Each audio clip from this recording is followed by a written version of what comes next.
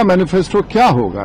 उसमें नौकरी की बात कह रहे हैं, तो उसमें नौकरी की बात कहेंगे, लेकिन ये कहेंगे कि रेट नहीं फिक्स करेंगे। तो मैनिफेस्टो में कम से कम अपना रेट फिक्स कर दे कि नौकरी का रेट क्या होगा, तो जरा जेन्युइन लगेगा। ऐसे जब नौकरी की बात कहते हैं तो कोई बहुत जेन्युइन नहीं मानता है, लेकिन पुराना जो इतिहास है उसमें अगर रेट बता दे कि कौन नौकरी का क्या रेट होगा तो शायद लोग को थोड़ा भरोसा हो जाएगा। सर, सिद्दीकी साहब ने तेजस्वी यादव को जननायक कहा था, जिसको उनके बड़े भाई ने कहा है कि वो जननायक कहीं से नहीं होते हैं, सारे जो भी उनके पास है सब उनके पिता की देन है। इसमें तो कोई शक नहीं है कि जो कुछ भी आज है, आज भी अगर चुनाव हम लड़ रहे हैं तो लालू प्रसाद जी के खिलाफ लड़ रहे हैं, और लालू प्रसाद जी एक बड़े ताकत हैं, उनका ताकत पूरे बिहार ने देखा है, भय भी पूरे बिहार ने देखा है।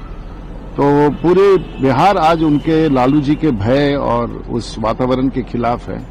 और बात तो सही है, उनके यहाँ तो तेजस्वी जी की तो कोई पहचान बन नहीं पाए राजनीति में, तो बात सच है। और भय अभी भी अगर बिहार में किसी का है तो लालू प्रसाद यादव जी का। प्रधानमंत्री 2 तारीख को पटना में रोड शो करने आ रहे हैं, तो आप पटना का काहे खाली बात कर रहे हैं?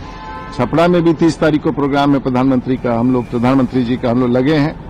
मेरे लोकसभा चुनाव में भी आए थे, अब पार्लियामेंट में भी आए थे, अब असेंबली में आएंगे फिर बहुमत के साथ। 10 के 10 सीट पर हम लोग सारण जिला में जीतेंगे और कमिश्नरी में 26 में 26 जीतेंगे। इसमें कह रहे हैं कि 14 को सरकार जैसे ही बनेगी बिहार में हम पलायन रोकेंगे।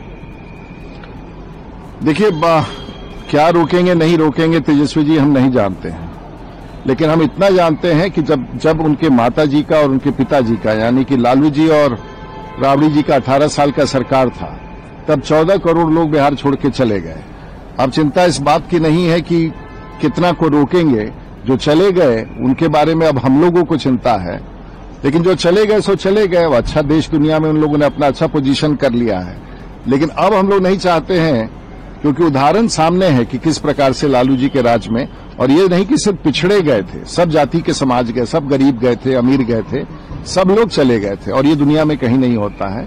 तो क्या रोकेंगे नहीं रोकेंगे, लेकिन अभी तो कोई गुंजाइश नहीं है उनके सरकार में आने की।